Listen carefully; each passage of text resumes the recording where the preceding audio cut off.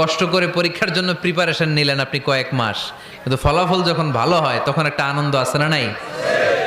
সারাদিন রোজা রাখলেন রমজানে, কি কষ্ট, তৃষ্ণায় গলা ফেটে যায়, কিন্তু ইফতারির সময় যখন রুহাবজা শরবতটা খাই কেমন লাগে? একটা আনন্দ আছে না নাই? এজন্য আল্লাহ বললেন فإن مع العسر يسرا إن مع العسر يسرا। ও নবী, কষ্টের দিন মক্কায় অল্প কিছু দিন, মদিনাতে আনন্দের দিন অপেক্ষা করছে।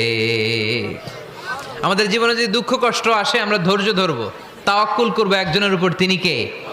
কারণ আমরা বিশ্বাস করি কষ্টের দিন এটা চিরকালের জন্য নয়, সামনে আনন্দের দিন আমাদের জন্য সেট করে রেখেছে কে? তাহলে আমরা সূরাতুল ইনশিরাহ থেকে 3টা নেয়ামতের বর্ণনা শুনলাম, বিশ্বনবীকে কি সান্ত্বনা দেয়া হলো সেটা শুনলাম। এবার 2টা গাইডলাইন শুনে তাফসীর আমরা শেষ